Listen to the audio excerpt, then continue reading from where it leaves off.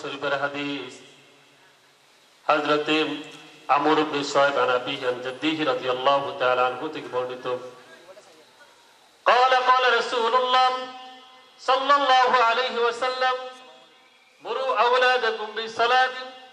إذا بلغوا 7 واضربوهم إذا بلغوا 10 রাসূল আরবী সাল্লাল্লাহু আলাইহি ওয়াসাল্লাম আমাদেরকে শিক্ষা দিয়েছেন তোমাদের সন্তানদের কিভাবে ইসলামের তালিম দিবেন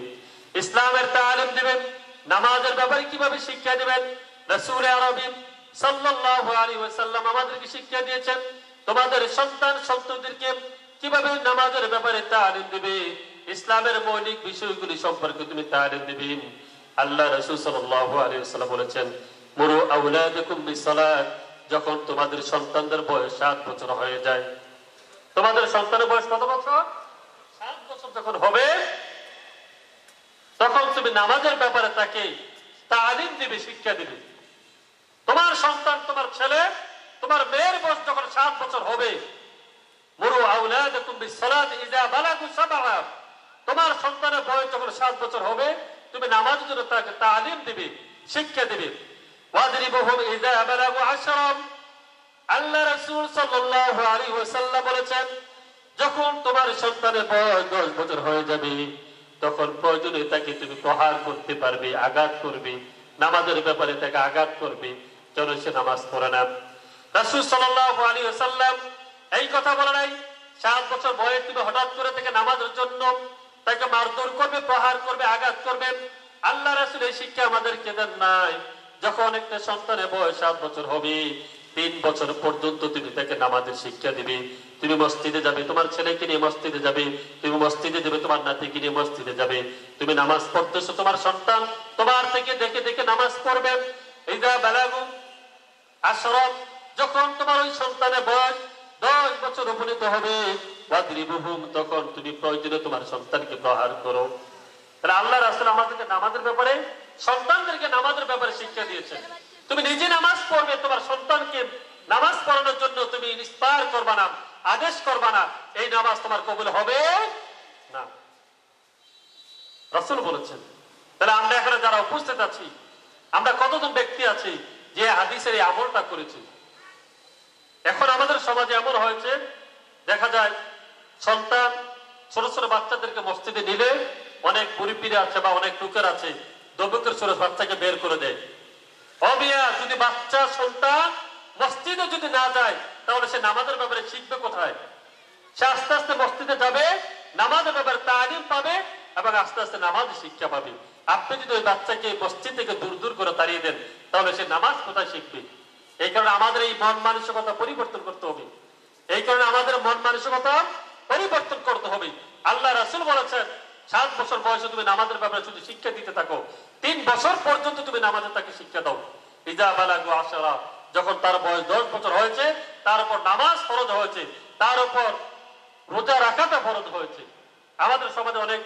মায়েরা আছে সন্তানদেরকে 10 বছর 12 বছর 14 বছর হলো ওই সন্তানকে রোজা রাখার ব্যাপারে তাকে তেমন আদেশ করে না তার উদ্দেশ্য হচ্ছে যদি সন্তান রোজা রাখে সারাদিন না খেয়ে থাকবে ওই সন্তান তার স্বাস্থ্য শুকিয়ে যাবে স্বাস্থ্য কমে যাবে একটাবারও চিন্তা করেছেন তার উপর নামাজ যেমন ফরজ রোজা তার উপর ফরজ হয়েছে অতএব 10 বছর বয়স হোক তার আগ থেকে তাকে রোজার ব্যাপারে তালিম দিতে হবে বৃদ্ধ লোক অনেক লোকের আছে দেখবেন সে বয়স হয়ে গেছে কিন্তু সে রোজা রাখতে পারে না তার কারণ একটাই সে ছোটবেলা রোজা রেখে অভ্যাস নাই ছোটবেলা থেকে যদি রোজা রাখতো তাহলে সে বড় হয়ে অবশ্যই একটা রোজাও ভাঙতো না সম্মানিত হাজিরিন وعن ابي سعيد رضي الله تعالى عنه قال سمعت رسول الله صلى الله عليه وسلم يقول من راى منكم منكرا فليغير بيده فإن لم يستطع بلسانه وإن لم يستطع بقلبه وذلك أضعف الإيمان রাসূল সাল্লাল্লাহু আলাইহি ওয়াসাল্লাম বলেছেন আল্লাহ রাসূল সাল্লাল্লাহু আলাইহি ওয়াসাল্লাম বলেছেন মান রাআ মিনকুম মুনকার ফালিয়ুগাইয়িরু বিয়াদিহি আল্লাহ রাসূল সাল্লাল্লাহু আলাইহি ওয়াসাল্লাম বলেছেন তোমার জীবদ্দশা তুমি অন্যায়ের প্রতিবাদ করার জন্য আল্লাহ রাসূল 3টা ধরন আমাদেরকে শিক্ষা দিয়েছেন তোমার জীবদ্দশায় অন্যায়ের প্রতিবাদ করার জন্য 3টা ধরন আমাদের শিক্ষা দিয়েছেন বান্দা মিনকুম মুনকার, যখন তোমার সামনে জীবনে চলার পথে কোনো অন্যায় হয়, কোন ইসলাম বিরোধী কাজ করবা হয়, ফালিয়ুগাইয়িরু বিয়াদিহি, তখন তুমি হাত দ্বারা প্রহার করবে। আমাদের সমাজে অনেক লোকের এমন আছে, তার চোখের সামনে অন্যায় হতেছে, তার চোখের সামনে ইসলাম বিরোধী কাজ হচ্ছে, তার চোখের সামনে একজন মানুষকে অন্যায়ভাবে তার উপর জুলুম করা হচ্ছে। রাসূল আকরাম সাল্লাল্লাহু আলাইহি ওয়াসাল্লাম বলেছেন, মান রাআ মিনকুম মুনকার, যখন তোমার সামনে কোনো অন্যায় হয়, খারাপ কাজ হবে, ইসলাম বিরোধী কোন কাজ হবে, ফালিয়ুগাইয়িরু বিয়াদিহি, সর্বপ্রথম তোমার হাত দ্বারা বাধা প্রদান করতে হবে। এটা হচ্ছে এক নম্বর মুসলমানের কাজ। দুই নম্বর হচ্ছে ফাইল্লাম ইয়াস্তাতি, যদি তুমি তাতে সক্ষম না হও, যেই ব্যক্তি অন্যায় করেছে,